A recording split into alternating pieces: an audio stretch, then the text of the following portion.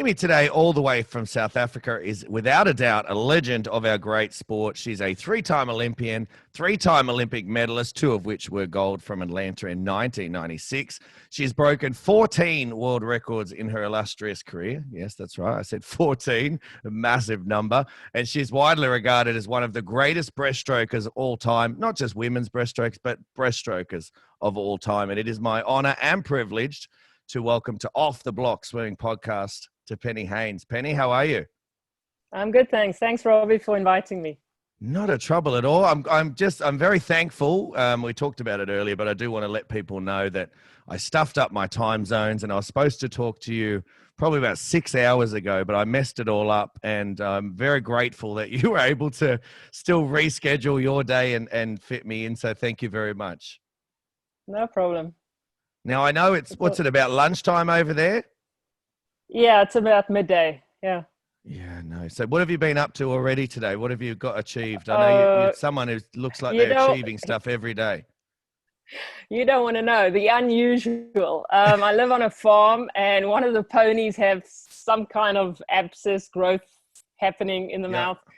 And the vet was supposed to only arrive later on at 3, and then she let me know just a while ago she's at the gate, she's here. So I was running between that and trying to get back for the interview because, you know, just to kind of find out what exactly is going on in this pony's mouth. So it doesn't seem too serious, but that's like the most recent thing I was up to. Have you always lived on the farm? Right? No, I moved here. I had an opportunity to buy some shares in the farm about, I think, 2013. So since then I've been on the farm, yeah. And you enjoy it? Just the sort of getting away and being able to live on, do you live sort of off the land in terms of, you know, the chickens give you eggs, the cows give you the milk? How sort of farming are you? No, not quite. We do have cattle. It's not so much, you know, I obviously benefit out of it, but it's the other partners in this venture that are taking care of the farming side. So there's some cattle, there's, we are growing our own vegetables, and there's, the one guy has a wholesale nursery. And then there are some plans, you won't believe it, they've begun farming with snails, which is escargot. So yeah, some interesting things. And there are some plans going forward. I travel so much. I always joke and say I just come here and do my laundry and then I go again. But it's really great to be here. It's a lot of it is bushveld kind of terrain. Yeah. So long term, the idea is also to get some game in. There's a lot of roaming game between the farms, but I can't claim that it's my own game. Well, it is a lot of hard work living on a farm. I know my wife's family actually live on a farm down in just near Canberra in New South Wales. Sorry, and yeah, it's up in the morning, making sure all the animals are fed and all the animals are in at night, and it's a full-time gig. It's actually hard to get out of the house and go do anything else because other than doing that and doing your work, that's pretty much it, right?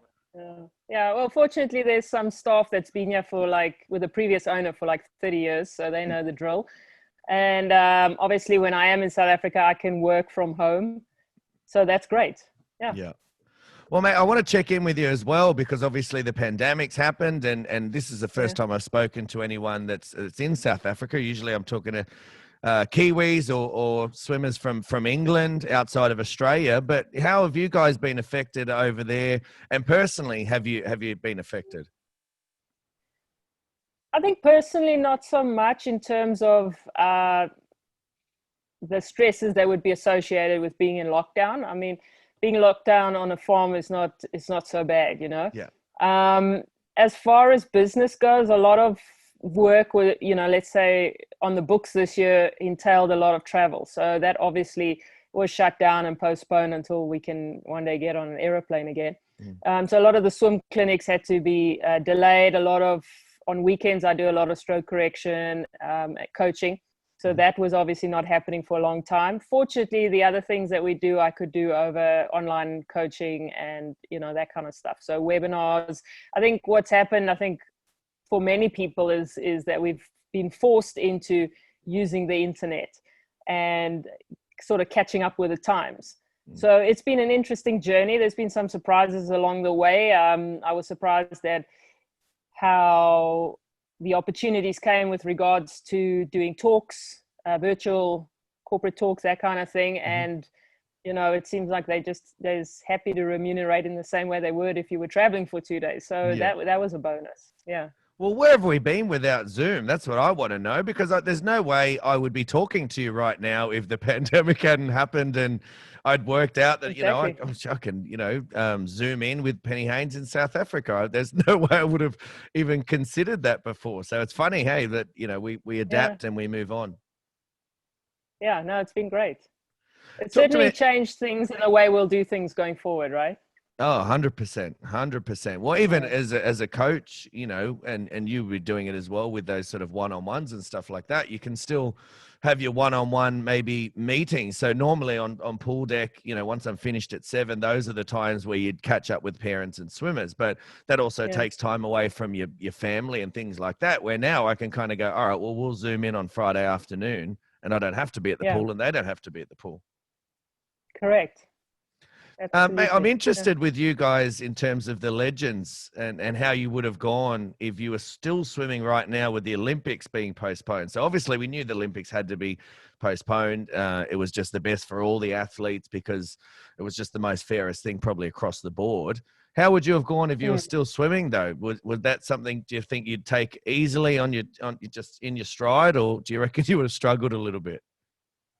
I think it would depend on what phase of my career I was in. If it had been pre-Atlanta, I think I would have been fine.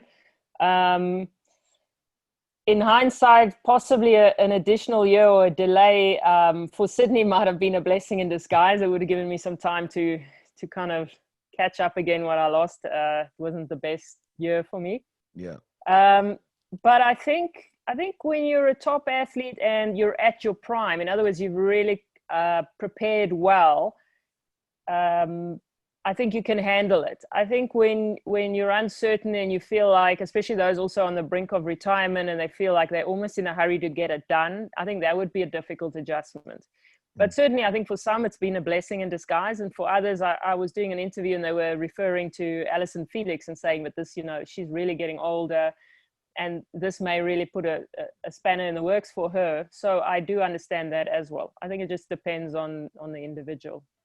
100%. That's pretty much the answer I've gotten when I've asked even the athletes at the moment on, how they've dealt with it. There's some that were injured, so they were kind of like, this is not great in terms of what's going on in the world, but for them, it was a silver lining that they've got time to, get themselves healthy and fit again and then get ready. And there's also ones that were ready to go into, full-time work or looking at business opportunities or starting a family, things like that. So I think you're spot on there with just how varied it is. It depends on where there's definitely some 17-year-olds out there licking their lips right now going, I've got another year to get ready. I could actually now make an Olympics where maybe this year it wasn't an option. Yeah, exactly. I think there'll be a lot of that. I think the results we may have seen this year is that there's a chance that it would totally be different next year now, given circumstances. And I'm looking forward to seeing a lot of the younger ones coming up and, dethroning the champions of today. I'm actually right there with you. I think there's going to be some spanner in the works next year and people just popping out of nowhere that no one saw coming. And it's exciting. It adds another element to 2021, which is already going to be, we've had to wait an extra year for it. So we're already excited. Yeah. I think it's going to throw in another spanner in the works. Now, I think it's time, mate, we get stuck into your career because I know we're not time poor, but we're certainly, I could speak all day about your swimming career. So we've definitely got to get started. Before we get into, starting in the pool, I can't start without asking the swimming with no goggles. Where did that come from? How did it start? Because as a teenager in Australia, when I watched you race, I was like, how is she not wearing goggles? Where is she not wearing goggles? And now as a coach, my swimmers can't even do a lap if their goggles fall down without stopping and having to fix them up or retie them. Where did that come from? And how were you able to then compete at the highest level? It's actually funny, if I may just quickly say, I was doing some medal presentations at the Africa Championships, and before I was handing out the medals, they showed a short clip of my swimming, and when it was done, the girl who was receiving the gold medal said to me, did you not have goggles in your day? So I'm so old. So I was like, oh, okay. No, what happened is I was never comfortable diving with goggles. So I felt like I don't want to go into a race wondering or worrying about what may happen. I wanted to eliminate everything I felt I didn't have control over. So for me, because it was breaststroke, it was not an issue. Mm-hmm. I didn't anyway want to see what was going on around me. So not having goggles on in a way also helped me to focus more. You'll note I never really swam the sprint freestyle because that tumble turn was coming up too fast. And now and then I did the IMs, but my backstroke's just absolutely horrific. So when it came to swimming at the highest level, it was only breaststroke, and it wasn't an issue. How'd your eyes go, though? Did you have any issues with the chlorine? Because depending on what pool you're in, the chlorine can be quite high and dries it out. And did you ever have any issues with it, though? It was only racing, right? So in training, I was wearing goggles. Okay. It was only when I had to go from a dive, if it was a time trial or racing, that I'd take the goggles off. So you're correct. If it was a seawater pool, which is fortunately not really legal, it would be difficult. There were some times when in South Africa, the only decent racing pool we have in Durban was being, there was some work being done on it. So we were forced to compete at an age group level at one of the pools that's sort of right on the beach, and it's seawater. So there it was the problem. But fortunately, it didn't last too long. Oh, that's not too bad. There you go. Well, I've learned something there, because I would have thought, just based off watching you compete, I just thought, well, she doesn't wear goggles. She's never wearing goggles. But there you go. In training, you had them on. In training. Yeah. Let's get back to the beginning where it all started for you. How did you get started in swimming, and what drew you towards the water? I grew up along the coast. So as such, you'll know, everybody goes to the beach and you learn to swim at a very young age. So it was, I think, around the age, so I learned to swim, I can't even remember, probably at the age of 1.5, 2. My mom taught myself and my 2 younger brothers. And it was around the age of 7. I was actually next door at the neighbor's house, and I was racing their son. He was 2 years older than me, and I beat him. So the lady said to my mom, your daughter has talent, you should probably let her swim. And so I think it was already in my mom's mind anyway. But so I challenged the school team. I was too young, but they put me in the team anyway because I won the race. And it was only at the age of 12, though, that I joined a club. What drew me to swimming, it's certainly not the idea that I would go to the Olympics someday, because as you recall, South Africa, there were sanctions against us. So for 32 years, we couldn't go to the Olympics. I had no such dream. And it wasn't that I necessarily loved swimming all the time. There are some swimmers out there who say they can't live without the water. They absolutely love it. That wasn't me. I enjoyed it at times, but I also hated it a lot, quite often. So for me, at the age of 7, to tell you the truth, what happened is I actually attended a Sunday school class, and they were talking about a parable, which is a story where the master gives 5 talents to the one, 2 to the other, and 1 to the third servant. Now, talents being like dollars, etc. But the word talent stuck in my mind. Mm-hmm. And as the story goes, he says, go and use these talents. And the guy with the 5 doubles it, guy with the 2 doubles it, and the guy with the 1 does nothing. And so after some time, the master comes, he rewards the guy with 10, with 4, and then he reprimands the guy that hid the talent and did nothing with it. And so from that young age, I felt like someday I'm going to stand before my maker, and I don't want to hear, why did you not use the talent I gave you? And so that was the golden thread throughout my career. It always came down to the question, can I honestly say I've done the best I can with the talent I was given? And if I was not sure I'd done that, despite how I felt, I had to continue swimming. And, there were several occasions in my career, one of them being at the Barcelona Olympics. I felt like I swam terribly, hated swimming in that moment, but had an opportunity to go to the US. And if I didn't take it, could I honestly say I've done the best with my talent and my opportunities? And then in 98, again, after Atlanta, I was swimming poorly and I hated swimming. And same thing, prayed about it and felt like if I don't go to Canada, I won't be able to say I've done the best I could with my talent. And there's a lot of lessons in all of that, but post all of those dips in my career, there always came some real breakthrough. And I mean, in 99, I had that huge season of 11 world records. So certainly if I didn't have that golden thread keeping me in the water, despite how I felt at times, then I wouldn't have seen half the career that I was very blessed to have had.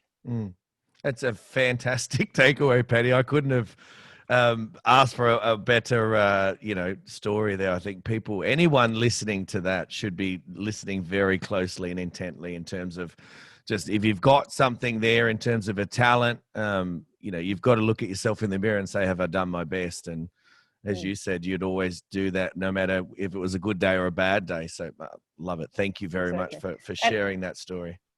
And I think for your listeners, especially the younger swimmers, it's important that you have that deeper reason keeping you going. Because in the tough times, if you don't have that, if it's only because you want to achieve some kind of time or position or medals or fame, in the tough times, you'll be inclined to give up.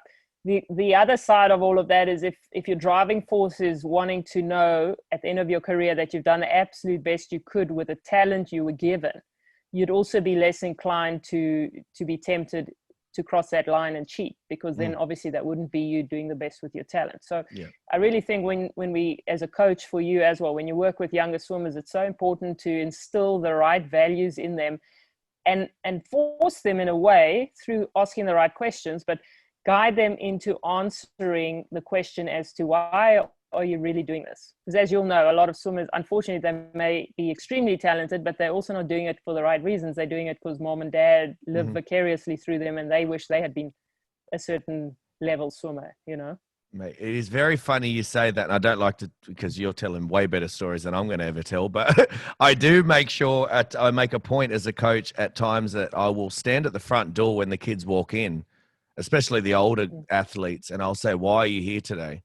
And if they don't have the right answer, they've got to go back out and come back in and rethink about it. Because quite often, as you know, as you said, it's, oh, mum said I have to today, or you told me today's one of my sessions, or no, that's not the real reason you're here. Why are you here today? As coaches, we talk about that ourselves. If we don't know why we're going to work, what are we doing? Exactly. So I might just borrow that from you. Mate, go tomorrow for it. When I do some sessions, I'm going to ask them, why are they there? Mate, I would be honored. And the answer would be, my mom made me. Yeah, exactly. That's mostly what I get, mate. Don't you worry. Mum told me I had to get up today. Did you play any other sports growing up, Penny? I did. I did track and field. At a junior school level, everything. But then at high school, I focused more on high jump and the discus. Mm-hmm.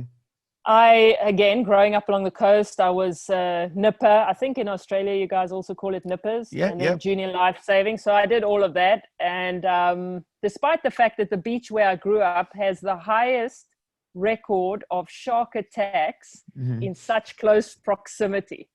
So obviously, as I grew older and I got to know those statistics, I was a little bit more hesitant to actually go in the water. I played hockey for a time, but, as I got more serious about swimming, the coach convinced me that there's more opportunity or chance that I would get injured in hockey. So I laid off that, but never sorry for having done that, because I am definitely more of an individualist, and playing in a team would have been frustrating, I think. It's funny you mentioned the great whites, because obviously, and I actually am different to a lot of people. I love sharks, and I have a great appreciation for great whites and the power and the speed and all that stuff. Have you ever swum with them over there? Because I know you can get in the cage and swim, or are you one of those people like, no way, I'm not getting in? No way. If I have swum with them, it's unbeknown to me. When I was very young, that same beach has a pool that kind of goes out into the rocks, a proper pool, not a rock pool. So it's a 33 1/3 meter pool. And my mom used to go and have a swim there in the morning. And I think I was about the age of 5. And as the story goes, she was at the beach at early the morning, and it was springtide and it looked beautiful. And there were 2 guys further in the water. And she thought, well, she'll go for a dip in the ocean instead of the pool. And she wasn't even waist deep when she was knocked off her feet. She saw a shadow. She looked up to see if there's clouds. There wasn't anything. Then she saw the fin. And she just began swimming, fortunately in the right direction. Mm-hmm. And what had happened is that she was bumped by the shark. They say that that's a taste, it bumps you and you begin to bleed, and then it would turn around. So she was tasted. And I think that story also kind of stuck in my mind. So no, my youngest brother is an avid diver, and he's often diving with the sharks, and he has no issue, but not for me. I don't blame you. If I heard that story from my mum, I wouldn't be getting in either. So, yeah, Yeah, that's enough to scare me back out. I think probably I have a great appreciation because I've never actually come in. I've swum with sharks, but not great white sharks. So I think there's just yeah, yeah. a difference there. Now, I'm interested, mate, growing up in South Africa during the apartheid, how did you see that time as you were growing up? Did that affect your swimming in any way? Obviously, we know from 1960 until 1992, and we'll get to Hmm. Barcelona in a second, that you guys weren't able to compete at the Olympics. Yeah. Yeah, so I grew up, like you said, without the Olympic dream, without that exposure to international competition. I was actually asked this question recently, also on a Zoom interview, and as a kid growing up, also I was growing up along the coast, not really in the Johannesburg, Pretoria, the large centers of the country where really all of the um, protesting and issues were going on. So I was a little bit sheltered from it. I don't think I grew up that much with the awareness, at least when I was younger, of apartheid. Mm. Obviously, we knew there was segregation, but it wasn't really something that we felt like we were exposed to too much where I was growing up, and sport was just the total focus. It was only in the latter part of my career that, or not the latter part of my career, but my high school years, where the change began to happen, and there was a form of integration in the schools towards my final year of high school. And I had the privilege of being involved in, because of Barcelona, and I was head girl. I don't know if you have a prefect system or leadership system in your schools Yep. in Australia, but we do in South Africa. So I was the head leader, and I was taken around to all of the schools, like the traditionally Indian segregated schools and African. And I was given the opportunity to speak to these kids, and obviously a bit about the Olympics, but also about, trying to promote the integration and coming to our schools and stuff. So unbeknown to me, that was laying a really good foundation for what I would do later on in life. But it was only really after I'd moved to the States, and you hear about, from the international news, you get a different perspective on what's happening in South Africa. And I think that's where the awareness really kind of crept up on me. Talk to me about that moment, making your first Olympics. I think you were 18, was it, at the time, or maybe 17, turning 17, 18? There you go. I thought yeah. I knew I'd be Yeah, either right on it or just under it. But you yeah. were part of a very special group of obviously South African athletes that were getting an Mm-hmm. opportunity to do something that others hadn't been able to do for, would you say, 32 years. Yeah, So, 32. were you able to appreciate that moment? Because you were still young. So for me at 17, I wouldn't know anything that was happening just in my own little Yeah. bubble. Were you able to appreciate what you guys were actually able to do? In the run up, when the rumors began that we'd be going to the Barcelona Olympic Games, I was in my final year of high school. And my focus was a little more on the academic side. So when I went into our trials, long story short, I ended up swimming the fastest times, but I did the 200 in the B final because I cruised into the A. I cruised out of the A final. I went so slow in the morning, thinking I'm defending champ. I could afford to do that. And then in the 100 breast, I went the fastest in the morning. So because of my times, I was selected for the team, but I didn't win any event, So there were two other girls who were the winners in the 100 and 200 respectively. So they were a little bit upset. And the whole time in the lead up to us leaving to the Olympics, there was a lot of stuff in the media saying I'd be dropped from the team, and one of them would be, put into the team. So preparation wasn't the greatest, and I think my mindset wasn't so good, and I just wanted to get done with things. Traditionally, at that stage, South African girls specifically would normally retire at the age of 18 when they're done with high school, because there wasn't many prospects for us to go on. So going to Barcelona, I think I always tell the story of we were really so green, so to speak, that we didn't know what to expect. One of the biggest shocks for me was the dope testing. The idea that someone has to witness you giving your sample. I remember when the nurse told me she has to watch, I said, what kind of a pervert are you? And I said, you can keep the Olympics. I don't have to go if this is what it's about. As though that's not bad enough. We get into the village and they tell us we have to go for a gender verification test. Once again, I was like a bit freaked out. And then obviously it's only taking epithelial cheek cells and checking for the, XY chromosome. But all of that stuff left me in a space where I was thinking, what is this all about? I was so disillusioned and in a way very disappointed in the fact that we have to go to these extreme lengths because people are willing to do anything for what they perceive as success, which would be the medals or the times. And I think that's just, sport is a microcosm of life. I think, especially in South Africa today, that attitude is so rife. Unfortunately, that is the way it is. Well, obviously Barcelona in 1992, and we're talking about now, it was your first Olympic experience and you were 17. What did those games teach you that you used 4 years later? Obviously Atlanta, we know what you did, and we'll get to that soon because obviously it was phenomenal. But obviously you learned some lessons through Barcelona and that experience. Okay, one of the things I learned in Barcelona at the age of 17, having swum now and having been the South African champion, it was the first time I'd ever heard of drills. And I was told to do the 2 kick, 1 pull breaststroke drill, and I didn't know what the coach was talking about. That's an honest truth, okay? Yeah. I learned that you should not go into the cafeteria and just eat all the time because, nobody told us, like you Aussies are told in terms of your diet, how you should eat, eat at the cafeteria in the Olympics, open 24/7 with anything you can think of. And so that's the second lesson I knew going into Atlanta, be a little more disciplined. But on a serious note, I think coming off of my performances, which left me in 32nd, 33rd or something like that, I was very despondent. And I thought at that stage it's time to retire from swimming. And I realized that when you're in that slump of disappointment, you can't imagine what your future holds for you. I mean, if someone had gone and told me in Barcelona I'd be swimming in Atlanta in 4 years' time, I would have said, no ways, I'm retiring. Much less the idea of making a final, and never would I have imagined gold medals, especially not 2, right? So I think the takeaway from that is that, the dips in your career are the opportunities to learn and to change in order to achieve your greatness. But it only comes through keeping on, not, so you have to get through that dip and understand that it doesn't matter if you can't see the goal or the future per se. I never set goals that were way ahead.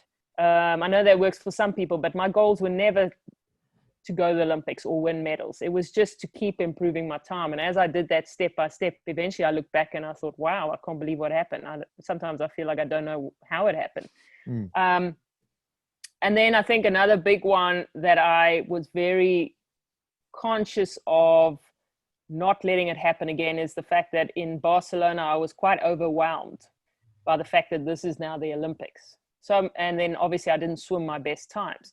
And I knew going into Atlanta, despite the fact that I was going in as the world record holder in the 100, I knew that I can't allow myself to be mentally distracted or in any way affected by the fact that the enormity of the event, So that's where I took some deliberate steps to work, on, from a visualization point of view, on preparing myself mentally in order to go to the games.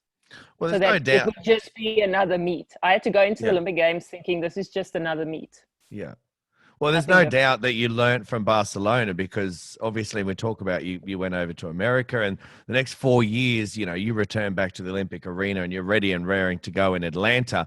But so I'm interested in those 4 years, though. I'm always interested when people have such an amazing meet, which is, almost something that they can never touch again. They get close or they might get a little piece of it, but those breakout meets, I'm always interested in sort of what goes into that.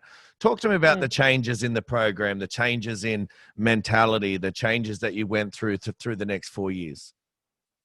I think the biggest change was the fact that I went to the United States.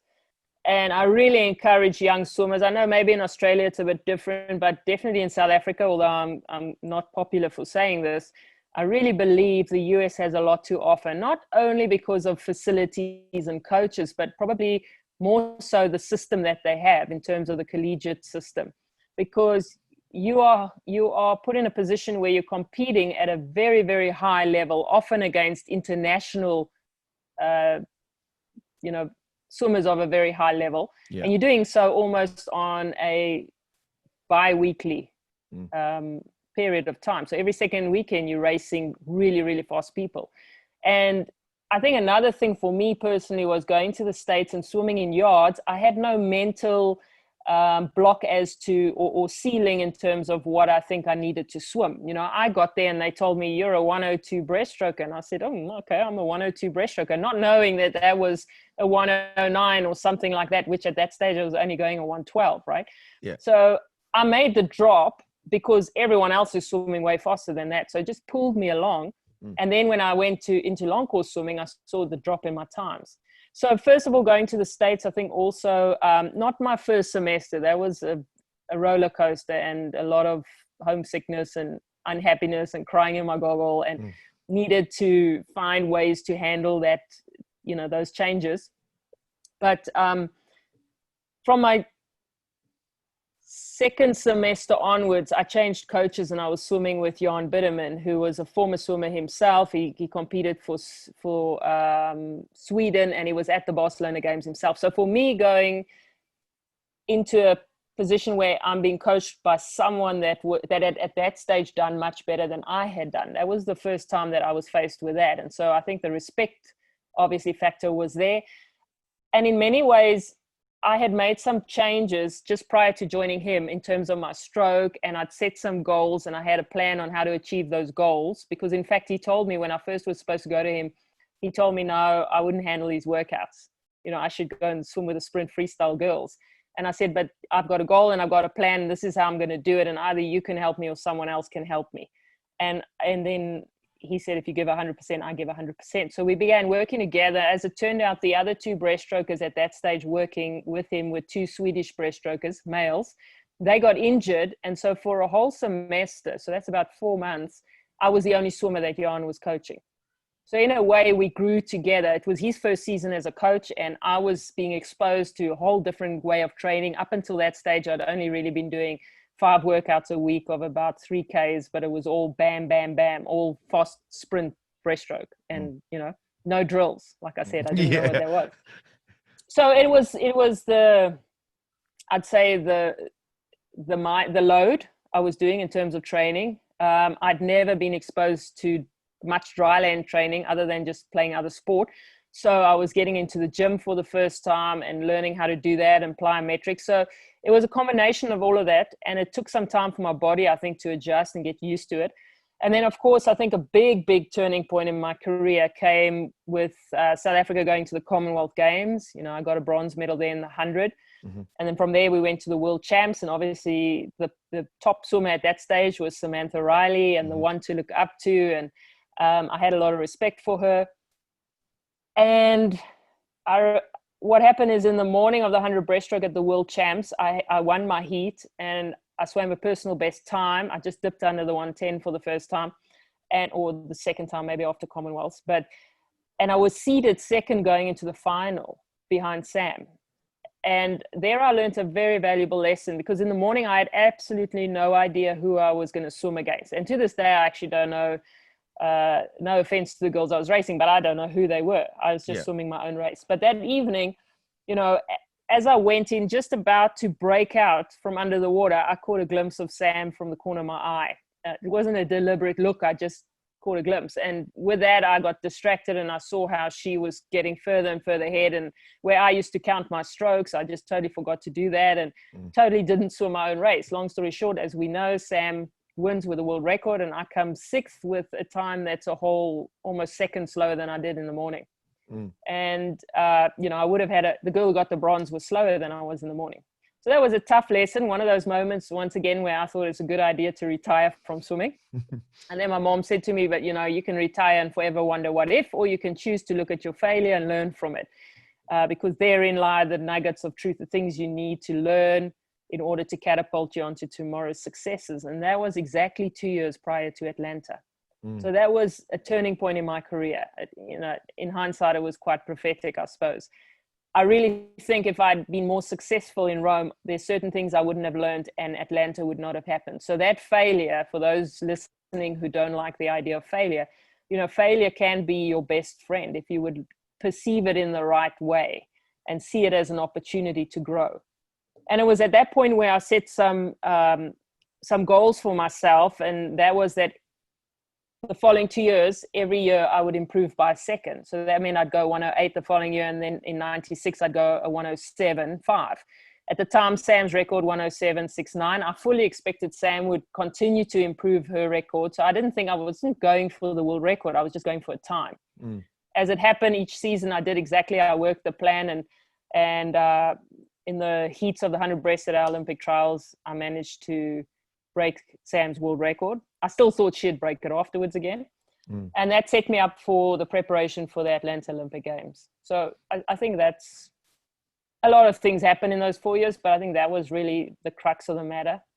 Changing my stroke, setting the right goals, having a plan and working that plan. I think another great takeaway there, Penny, for everyone listening is you were only about 18 when you made that change and you went to the US. So this is an 18-year-old Penny Heyns who's never been really in the gym before, who's never really upped her sessions before. Now the volume's upped, and all of a sudden you're seeing these changes where at the moment, and I know certainly things are changing a little bit now in the way coaches and swimmers and the philosophies and that stuff, but there was definitely a period of time where, you know, if you were 16, 17, you should be doing 8 sessions, 9 sessions a week. You've got to be in the gym, all these sorts of things. And I think, as you said, definitely obviously the learning experience from racing, but something the swimmers and coaches should be taken away from this is there's many ways to skin a cat. And there you are at 17, going to the Olympics, and you hadn't even touched a weight yet. You haven't even, what were you doing? Probably 30 kilometers a week or something like that. Not even that much. I was going, there were some exceptions. I think in the school holidays, we'd go a Saturday morning, and here and there, I recall doing some morning sessions, but it wasn't a regular thing. So by and large, let's say between 5 and 7 sessions a week, but most of the time it was about 5 a week. Remember, where I grew up also, being at the coast, it's fairly warm, maybe a little bit like Brisbane, I suppose, the Gold Coast. Yep. So we never had any heaters in the pool. So in winter, we would go and do long swims in the ocean because it's warmer, and run, swim, runs. We didn't really even swim in the, in the proper pool over the winter months until maybe later on in my career. But typically a workout was something like 200 warm up, 20 50s on a minute, free breast, all out just pretty much, and then 10 100s quite fast, freestyle, let's say, or sometimes some breast, and then 40 25s breaststroke, and then 200 warm down. So I was very much accustomed to, when I swam breaststroke, I swam it with intensity, almost as close to race pace as I could. Now today we're familiar with ultra short race pace training. I'm not saying that that is totally the way to go. I think, I don't know enough about it, but I do think that that kind of philosophy could have worked very well for me. The converse of that, or the negative of all of that, is that I found it very difficult later on in my career to swim the slower sets, the recovery. So every season I got overtrained at some point. But my coach and I had a very good understanding. If I said to him, Jan, I'm overtrained, he would believe me, because usually he'd have to hold me back a bit.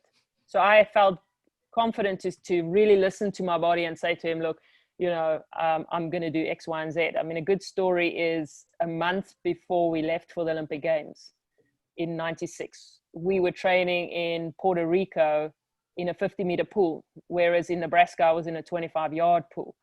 And we were supposed to be there for 2 weeks, just myself, my coach, and another South African girl who was a fellow breaststroker.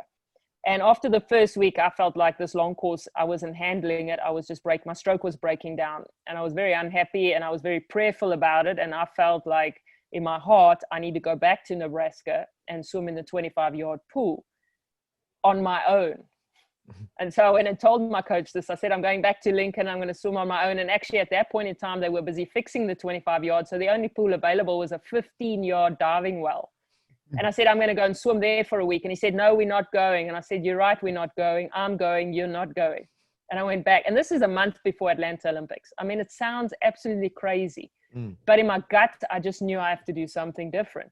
And I trusted my gut.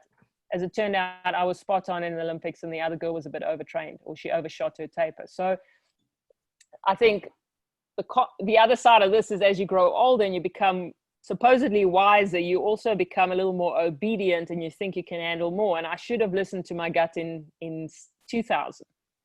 but I didn't. I kept telling myself, I can push through this, I can push through this. So when I should have backed off, I didn't. And as we know, the season wasn't the greatest. No, you're absolutely right in terms of, listening to your body and understanding how you go. And I obviously am nowhere near the swimmer that you were or someone else that sort of resonates with. I heard a story from Grant Hackett, which was always his Olympic years were always some of his hardest because he always kept training. And when he was supposed to be recovering, he'd go harder because he thought, well, no, I've got to keep going because my competitors will be, if they're having a recovery, well, I'm going to keep going. I'm going to get that extra yard. So you're absolutely right in terms of just listening to your body and take it. Sometimes that little step back and recovering is the best thing for you. You got to wonder now with what happened this year, the season that so many swimmers were forced. Well, everybody was forced to take some time off. I'm seeing, I don't know if it's true for the senior successful top level swimmers, but definitely for age groupers that I'm seeing, they've come back after 2 months of being out of the water, some of them 3 months, and they're thinking they're just going to be terrible and they're swimming close to their PBs. And this forced break, both mentally and more importantly physiologically, might just turn out to be the best thing ever. I'm agreeing with you. I'm agreeing with you everything you say, but I don't think any of the companies would be happy hearing me say this, but I've started thinking myself, like, what are we doing? Have we got this all the wrong way? Similar to you, we did a time trial the other day and kids were doing PBs, and I was like, some of these kids, we'd only been back in for 4 weeks. Now, granted, we weren't doing 200s and 400s. We were doing short, fast sprints, but they were fast. They were strong because they'd grown and they'd recovered, and the older kids had recovered, the younger kids had grown. So I agree with you. I think if anything, whether that's the right or the wrong way, it's made us think about what we're doing and are we doing it the right way? And is there a different way to do it for sure? Yeah, no, definitely. I do think in terms of that the way that swimming's changing internationally now, especially at the elite level with something like the ISL, if those swimmers want to be successful and maximize opportunities they have with ISL, the way they train is definitely going to have to change. But I think with that, we're going to see some real interesting performances going forward. Absolutely. Now let's get stuck into 1996 Atlanta Olympics. Massive meet for you in terms of your career. First woman to win the double in the 100 and the 200. I actually think you were the first breaststroker ever. Is that right? I don't think it was men or women. I think you were the first breaststroker to ever win the double. I don't know. I'll have to go check that. I think so. I know in the women, often people say in the same Olympics, but it wasn't even in the same Olympics. It was, if you look at all of them, nobody's won the 100 and the 200, even if it was consecutive Olympics or whatever. But I must say, I never knew that statistic when I was at the Olympics.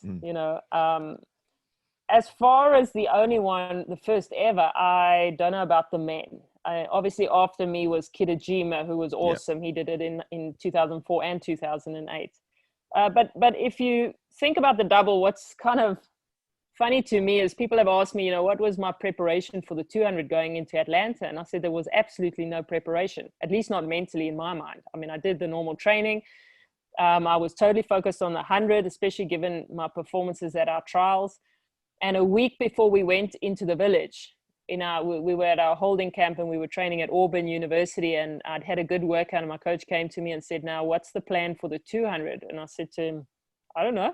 And he said, well, what do you want to do? So I said, well, I don't know. Do you think maybe I can get into, I can get into the final? I think maybe I can sneak in for a medal, but I don't know.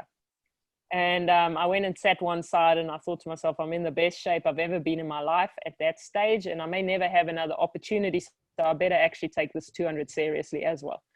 Lucky for me, the 200 was the second race. I think if it had been the first race, I don't think it would have been the same result, just because of my mental approach and my confidence. But after the 100, I knew I had the speed, and I didn't know how to swim a 200 at that stage. The only way I ever knew to swim is go all out and hope you don't die, which is actually what I did in the final. I knew I had the speed, so I went all out from the start as fast as, well, quite fast. And then, as you know, I died towards the end of the race. Lucky for me, no one caught me before I got to the wall. So it's only later on in my career, I think in 99, where I actually learned to pace the race, and then that's where the world records came. So What were the emotions like after that? Because obviously, given what you'd been through, the ups and the downs, the times where you're questioning yourself, that must have been a pretty obviously, this is something only a select few people in the history of the world are going to be able to really understand when you say these things. But for me, who's a fan just sitting at home watching you, and obviously, in terms of Atlanta as an Aussie, we probably think about Kieran Perkins and the 1500, but certainly for me, I remember watching you as well because I loved breaststroke. I was an avid breaststroker fan. I just wished I could be a lot faster than I was. But, what was the emotions of, after you finished and after you knew what you'd achieved? It must have been a pretty special feeling for you. I think my answer is not what people expect. First of all, again, the goal is always to swim my personal best time. So in the morning of the 100 breast, I knew when I went into the games, I would swim my fastest time. I didn't know if anyone else would swim faster. I can't control that. Yep. Which my expectation was that Sam and maybe even Amanda would swim faster than the current record, right? So I knew in the morning I'd set the world record, and I was very happy with that. Going into the final, though, that obviously my goal was to swim faster. I never swam faster. I happened to win the race, but I swam slightly slower. So there were mixed emotions. I was very relieved that I'd won the race, but a little bit like I'm an analyst. So the whole time I'm thinking about how could I not have swum faster, So now the medal presentation comes. So I'm standing behind the blocks, and where you are positioned as an athlete, there's a bit of an echo. And they start speaking French and people are applauding and so I step up on the podium, but they haven't even called my name yet. Yeah. So I'm standing there feeling like an idiot.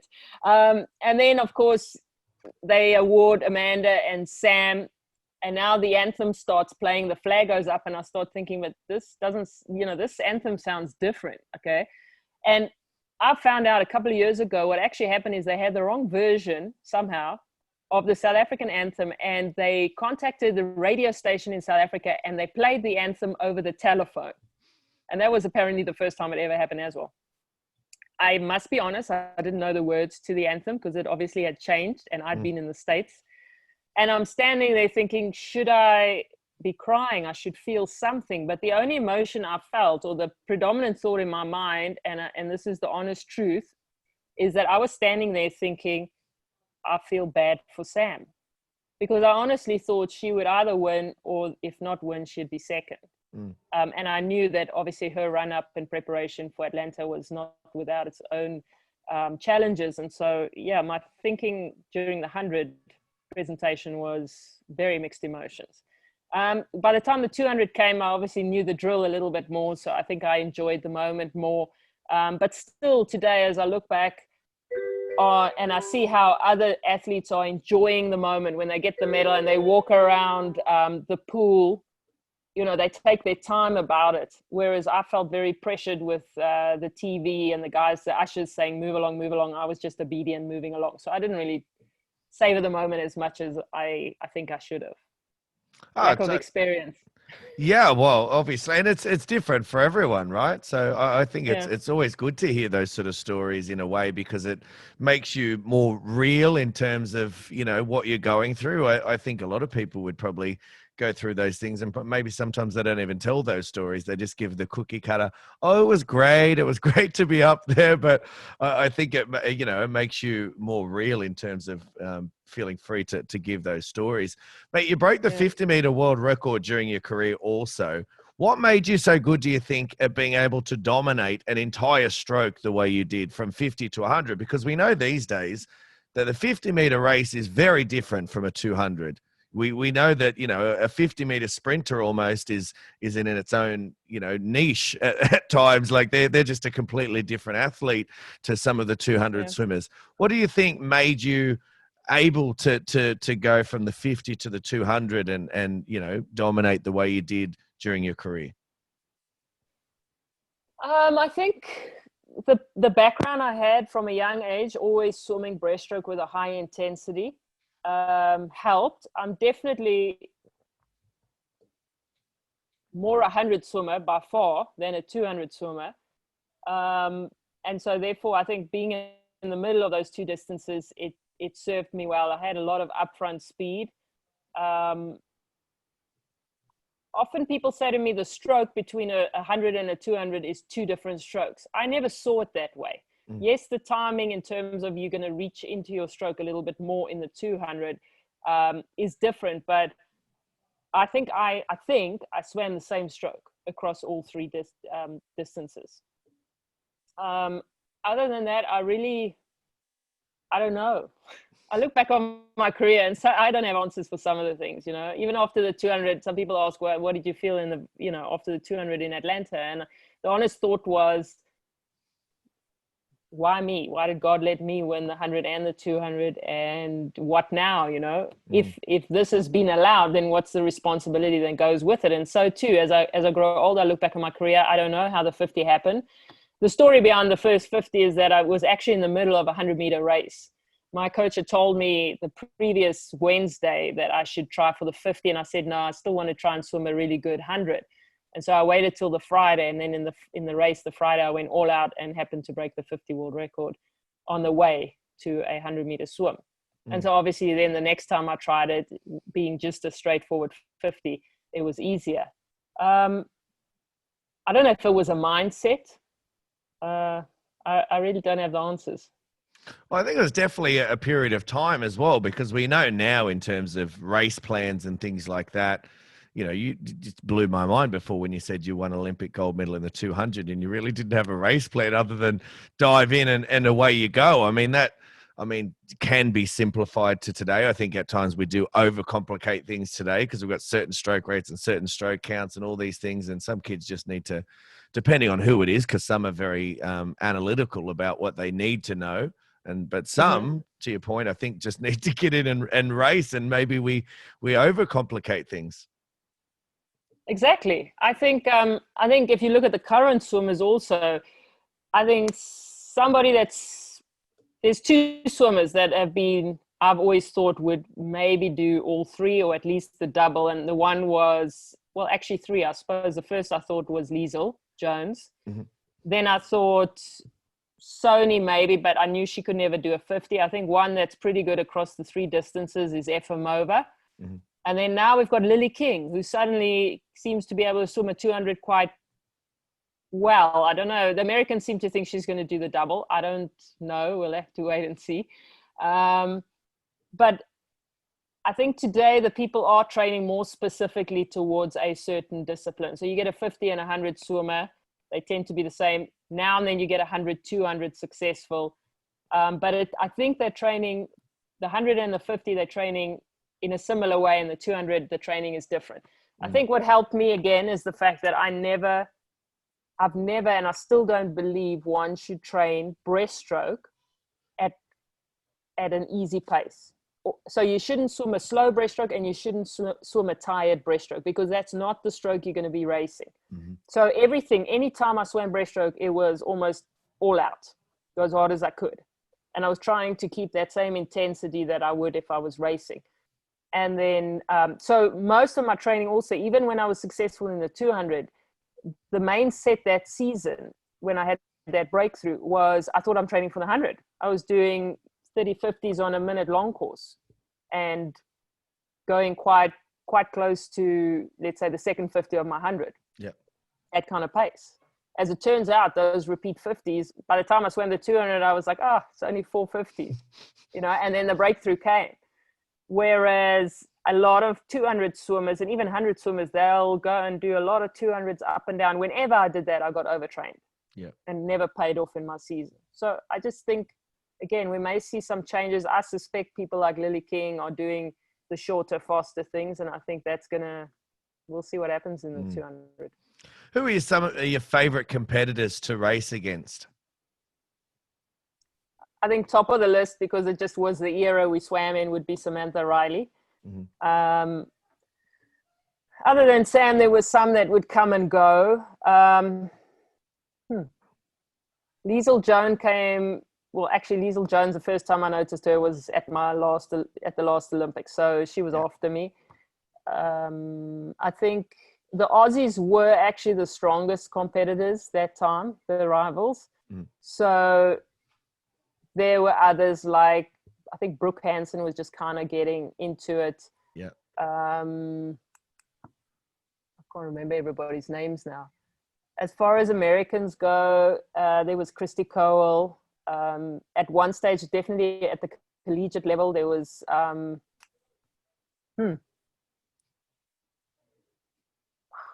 Quance. Can't remember her first name now. But it's, yeah, I can tell you who I didn't like. Yeah. But I shouldn't say it. It's not an Aussie, I can tell you that. It's an American. Yeah. But no, I had a lot of respect for the fellow competitors whom I perceived to be humble. To me, that was important. When I felt they did not show good sportsmanship, I would lose respect, and so, you know. Well, I'm glad you say that about the Aussies, because it is something I think we do try to pride ourselves on, is that, you know, we probably don't showboat too much when we do win, and we're probably too humble when, you know, we probably sometimes should be celebrating a little bit more. And actually, one thing our media does, which I don't really like, is anyone that does sort of show a bit of exuberance with a win, we tend to shoot them down very quickly and say, get back in your spot and, you know, be humble and quiet about it. So, no, I'm glad you said that. In terms of competitors, since you've retired, clearly you keep a close eye on the breaststroke scene, because you mentioned a few names just before. Are there any swimmers that you wished you could have raced? Did you ever watch them and go, geez, I wish I could have just had a crack in there against those guys? They would have been a good race against those girls. You know, obviously it's very difficult to measure things, because the way they train, the swimsuit, the fact that there's now a fly kick off of the walls, all of those elements add to the fact, the starting blocks add to the fact that the world records have been dropping. I could say it would have been cool to race any of them, but not the swimmer I was back then. I would hope then I would keep up with the way the trends are. I know without a doubt now, if I train certain ways now, as I analyze things and I do one-on-one coaching and I look at technique, there's so many obvious things that I'm teaching that I never even thought of as a swimmer. So I have no doubt if I had known these things then and trained in that way, I would have swum faster. But it is what it is. I'm not sorry I swam in the era in which I competed. I can't think of a greater rival that I would have wanted to have other than Sam. I think that Liesl Jones, you know, would have been interesting for maybe the next 4 years if I was able to, like I say, also incorporate the new kind of ways of training and the changes that were allowed within the stroke. So that might have been an interesting race. I haven't really thought about it much. I just know Chad Leclau's dad asked me, you know, a year or two ago, maybe even more recently, am I not sorry I'm not swimming in this era, you know, where they have all these opportunities with ISL and you know, the financial opportunities. And while all of that is nice, I was very fortunate to swim in the era where Nelson Mandela was the president in South Africa. At the time that I swam, I think the performances meant more to our nation than they do now, because it was just when we were being birthed as a new nation. So under Nelson Mandela, and he was just a very unique president. There's so many stories, but so that is a very special honor that I don't think, you know, it's very unique and not many people were exposed to that. So I feel really blessed that I swam when I swam. Well, mate, the professional that you are, you wouldn't have known this, but you've just led me directly into my next question, which was Nelson Mandela, one of the most influential figures of all time, there's no doubt. Did you have any dealings with him during your career? He's known for obviously his words of wisdom, his intelligence. Did he impart any of that in any of his powerful words onto you? What lessons did you learn? I had many encounters with Nelson Mandela. The first one, I didn't think much of it. It was at some awards evening, and I just said hello. But then after I broke the world record the first time, they flew me down to Cape Town to the presidential home to meet with him. And so I had a one-on-one private meeting with him first. And then we went out in front of the public and he introduced me. And, you know, it was a special moment. But I think the real highlights came later on in my career.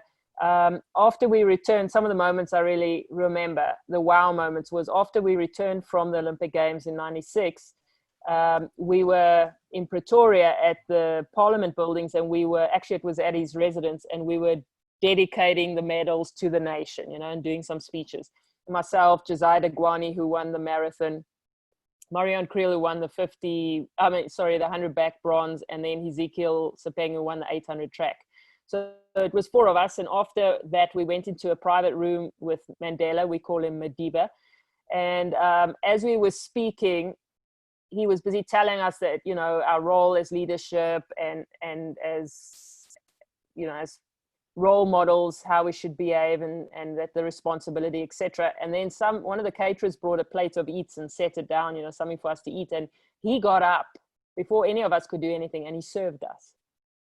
And I remember thinking, this is crazy. I mean, not only is he the president and the great Nelson Mandela, but to me, he's an elder as well. He should not be serving us. So that was a big moment.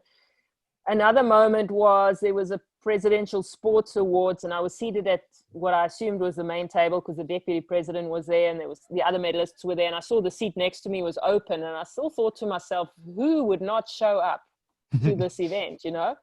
Next minute, everybody stands to their feet, and there's this hush, and it's about 500 people.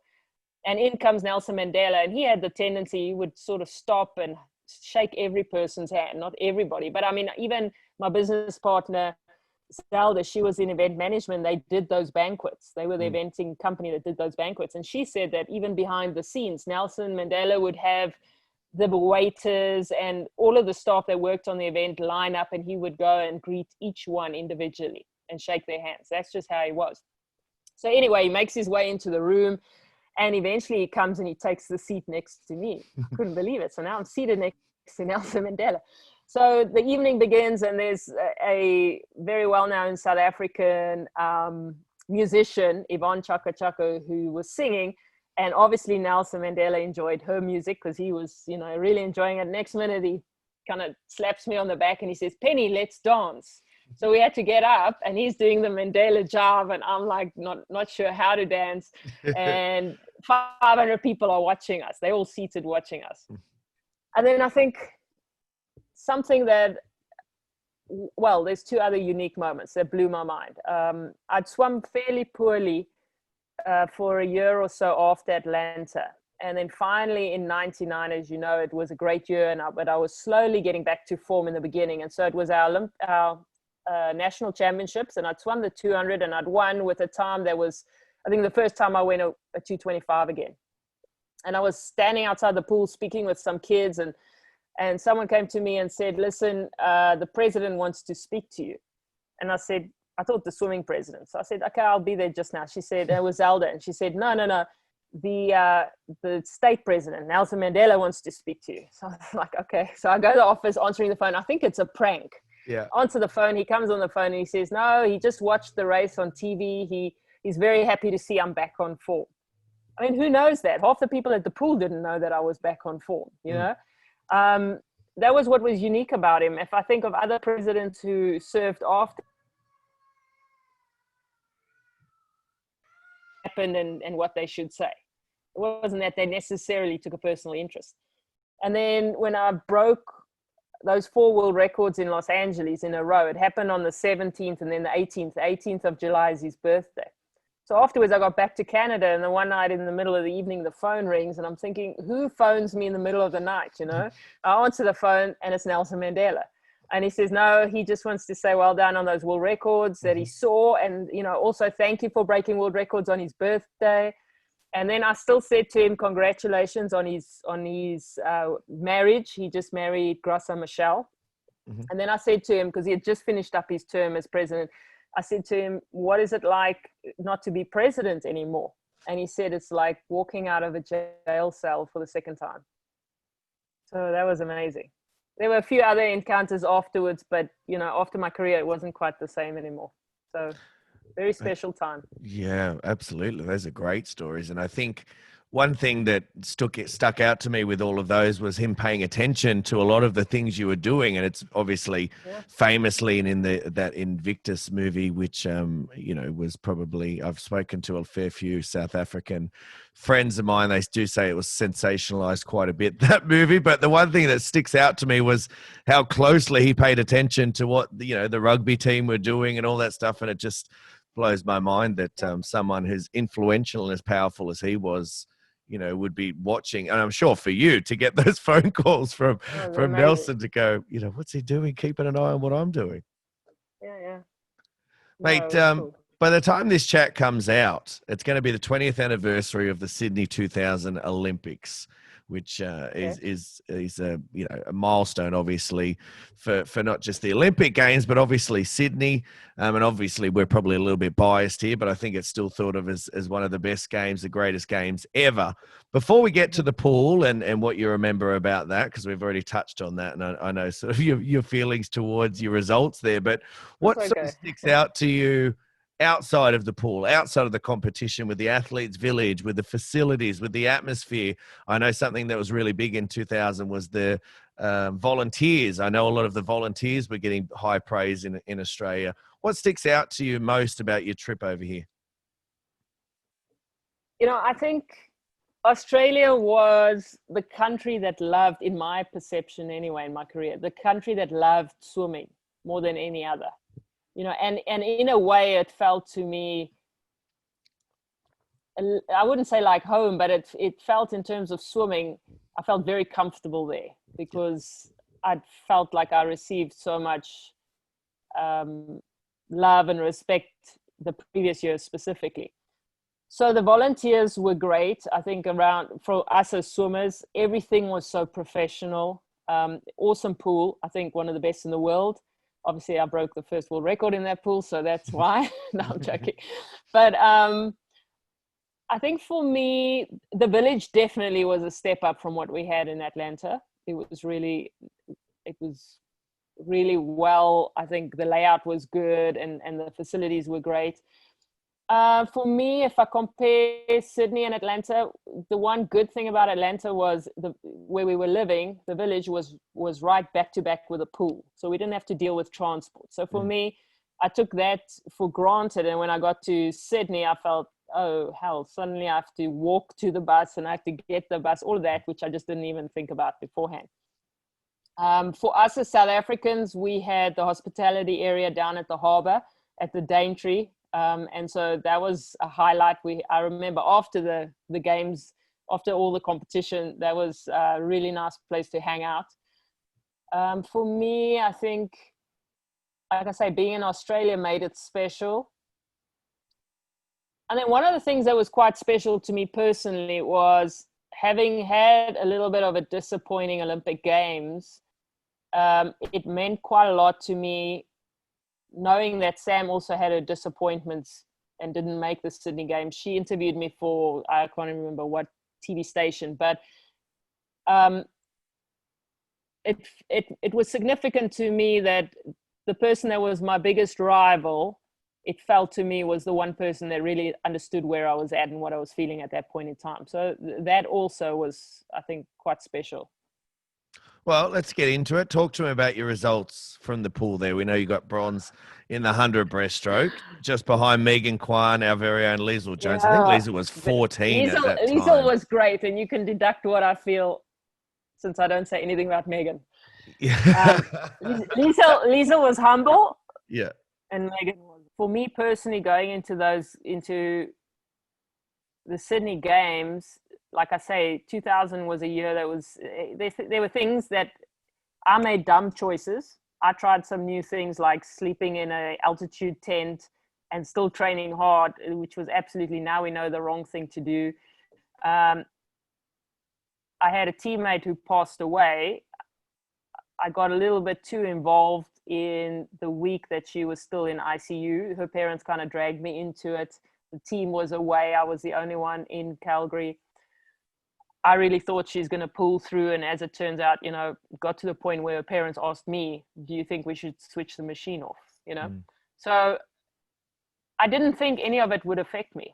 And it's not an excuse for my performances, but I can't deny the fact that afterwards, I mean, after the funeral, I skipped the world short course, whereas I would have gone, but the parents asked me if I could speak at her memorial.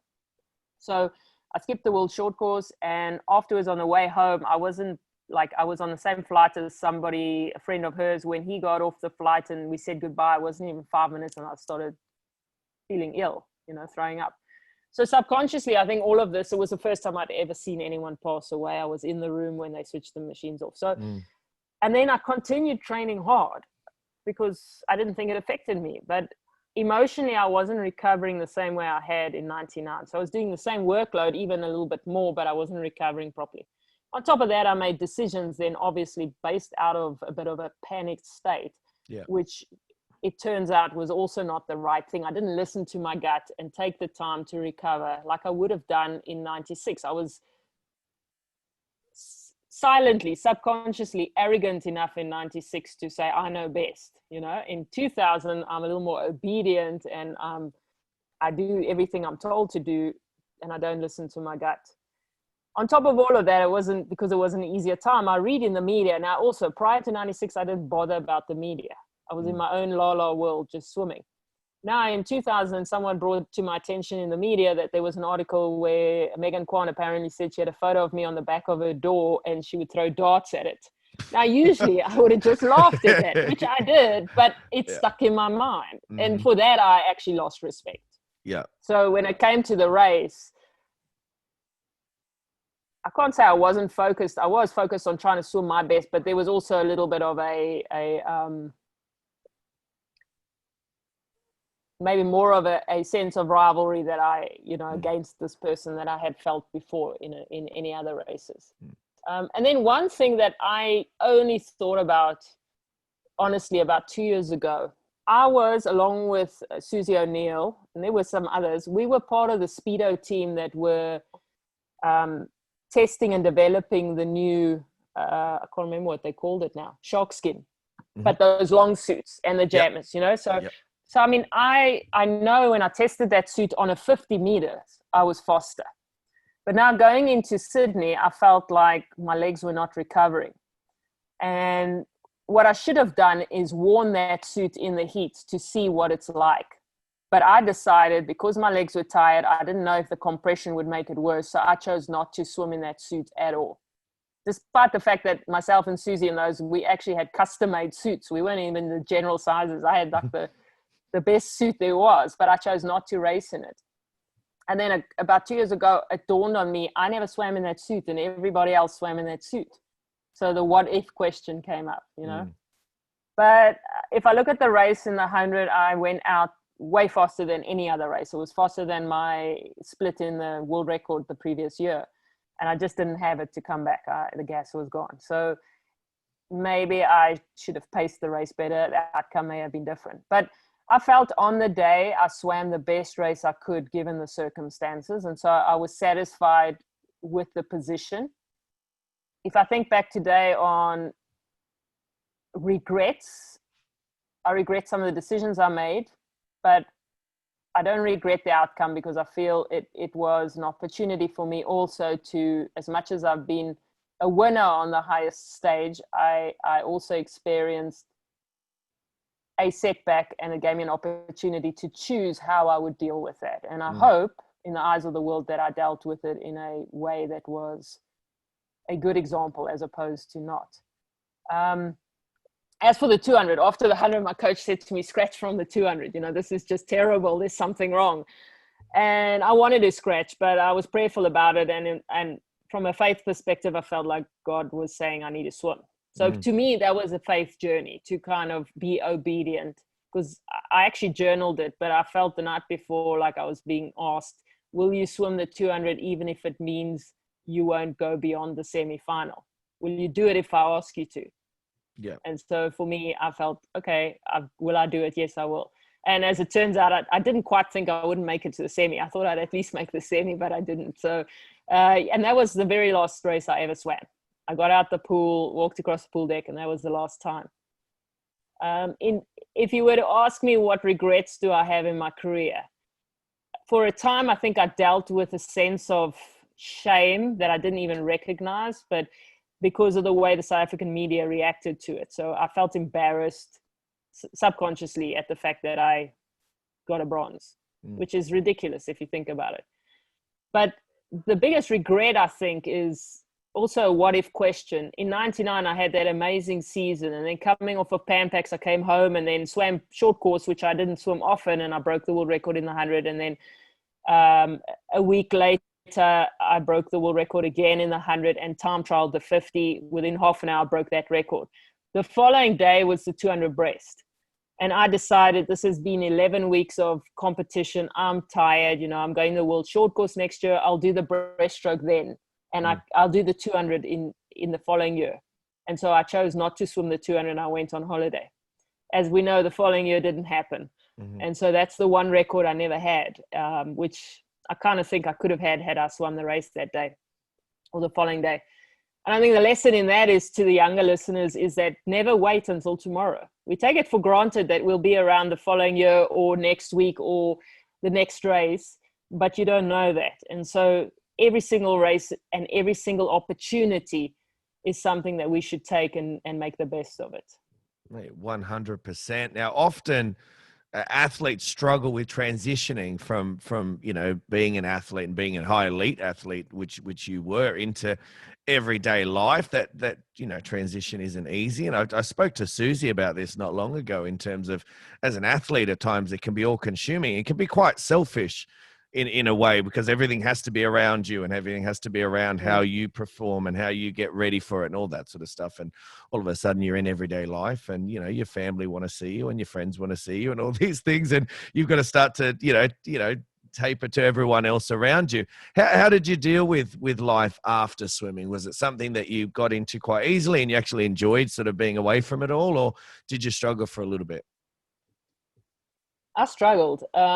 But I think I never recognized that it was necessarily the retirement aspect, because now remember, I was based in the States and then later Canada throughout my latter part of my career. So after Atlanta and the fame, I escaped that for the majority of each season.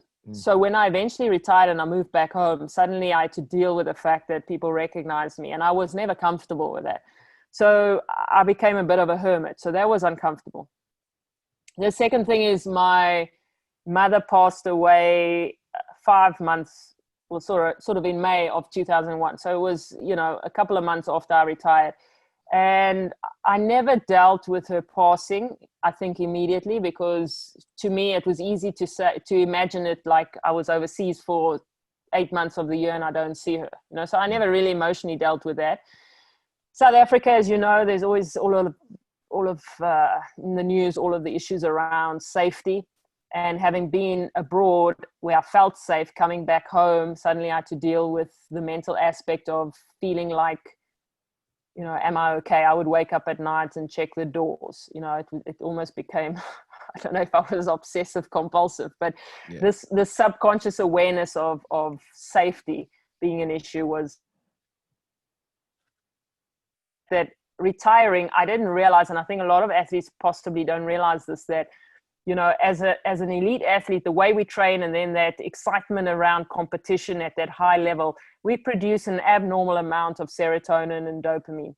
So when you abruptly stop that, then your body doesn't produce it anymore. And in a way, someone explained it to me this way, that in a way it's like coming off of drugs.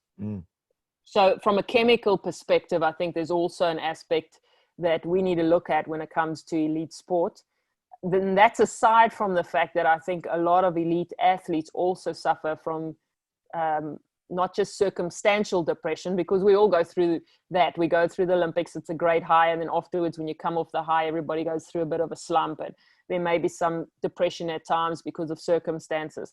But I think there's a lot of athletes who actually deal with clinical depression and anxiety that's undiagnosed, because the symptoms of that are so close to the symptoms we show when we're overtrained. So an athlete is moody and it's excused because they're tired.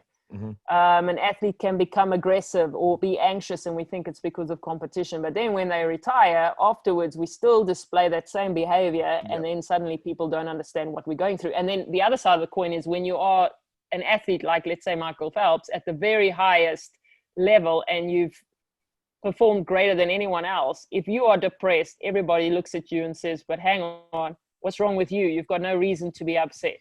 You know, stop being so selfish. Yeah. So there's all these dynamics, I think, that to a greater or lesser degree, all of us, I'm sure Susie, you know, would agree, all of us go through that. And then we still deal with the regrets in terms of our career. I mean, Susie won gold, but she didn't win it in her main event.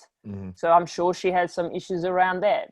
I had issues around mine. I don't think there's one athlete at the very top when they retire, they don't go away thinking, well, possibly there's a few, but I think even a Michael Phelps at the end, we know certainly in London, but maybe even later on, he could have still had a what if thought. And those things always kind of nag at you afterwards.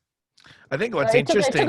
It took about 10 years for me to kind of get to a space where I felt like I'm not Penny the swimmer anymore, and I'm comfortable with who I am, and I have peace with what my career was. And I can honestly say now I'm in the happiest place I've ever been. I think what's interesting, Penny, about what you just said then, and, you know, just sort of to give, you know, not that you need it, but validation to what you're saying is definitely Susie, even though we sort of danced around it and spoke about it, but we didn't really get into it. There's definitely, and I think she's been on another podcast where she, you know, spoke about it as well. There's definitely still to today that little bit of like, I wouldn't say it's anger or aggression, but there's definitely still that frustration when she thinks about that race.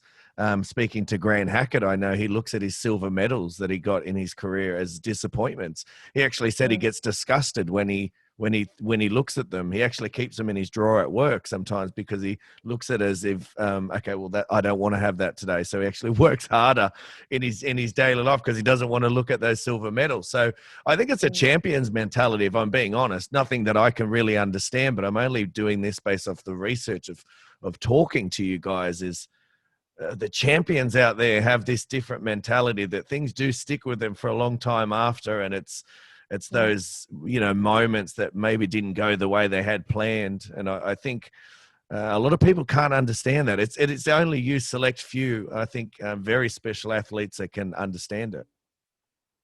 Yeah, I think it's different if an athlete, I would like to think in my case, it would be different if I had swum my personal best time. Yeah. And I end up in any position. Then I know, you know, this is what it is. But I'm not sure of Susie's times, but I suspect she didn't swim her best time. And it's quite possible that, I can't remember, Missy Hyman won that race. I'm not sure if Missy swam slower than Susie's PB, but certainly in my race, Megan Kwan was almost a second slower than my own PB, or half a second, whatever it was. She was way off. And for the next 3 years, everybody was way off. So that was what made it a bitter pill to swallow. So you say it's not anger, but I think it's a bit of a sting. That sting is still there. Maybe not. I don't feel it so much anymore. Are you sure? You just said that Megan didn't get near your PB. There was still a little bit of sting in that. I'm glad she didn't. Never in her career did she. Liesl was the one to do it. No, I think I don't have an issue with people breaking records and being better than I was. I have an issue when I perceive that their character is not something I can respect. Yeah. By the same token, I don't want to say the name of the swimmer, but the famous wagging of the finger at a recent Olympic Games. To me, that's very unfortunate because I don't know the person and maybe she's actually okay, but that behavior to me was not okay. As much, even there's some South African swimmers, the behavior has changed, but for a time, you know, Chad was sitting on the lane rope, beating his chest. And, you know, to me, I told him that's sad because people are losing respect for you. And he's since changed. And I think this, like you say, this overt behavior in the water, it's uncalled for. I think there's a genuine time when someone wins and it's an absolute surprise and they celebrate at the wall. That's beautiful.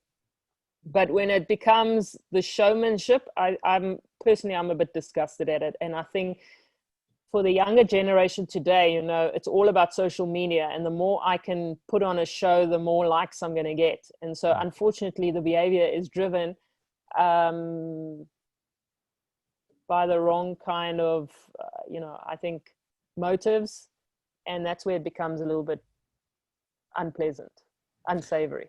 No, I 100% understand what you're saying. Now, finally, Penny, when I talk about you as an athlete and I mention your name to coaches or to other swimmers or to aspiring athletes, what do you want people to remember you for as an athlete? How do you want to be? What's your legacy that you want to leave in the sport of swimming? It's not always an easy question to answer, but I think it's an important one, because for me, you guys are legends. For me, you guys should be people that are remembered for the great work you guys did. How do you want to be remembered?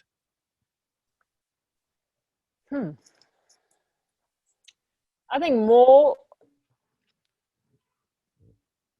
for the person and the character than for the achievements themselves. I would hope that the example I set as a swimmer is a positive one. As I say, I certainly had a great amount of respect for my fellow rivals, and I hope that I showed that as an athlete. I think I would, on a spiritual note, I would hope I'm remembered for hopefully the example I set, or for my witness as a Christian. Mm-hmm. That's about it. If they remember me for being a good breaststroker, then that's cool. Sometimes I'm surprised people still remember at all. It's a long time ago. Well, mate, I think people should be remembering. I think people should be learning, and all the listeners out there, especially the young ones, get on YouTube and definitely search Penny and the races. And certainly 1996, but that wasn't just you went on to achieve so much more than that as well. Mate, I want to thank you very much for coming on for a chat. As I said, I stuffed up the time zones, and you didn't have to come on again. I know you've got something else to get No to problem. after this, so thank you very, very much. It's been my honor and privilege. These are moments for me, just for everyone listening. These are moments I pinch myself, and when I hang up from this, I'll go and I'll take a moment to be like, how did I get lucky enough to sit there and talk to Penny Heyns? Because, for me, I idolized you guys. I had the same moment with Susie, and it's a pinch myself moment for me. So thank you for giving me the privilege to sit and chat with you. You're a champion in and out of the pool. You continue to inspire athletes and people in the sport today. So thank you very much for your contribution to the sport, and thank you very much for coming on Off the Block Swimming podcast. Thank you, Robbie. I appreciate it. Thanks for calling me.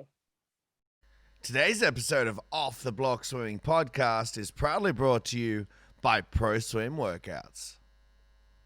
Today's episode of Off the Block Swimming podcast is proudly brought to you by Arena Australia and Arena NZ.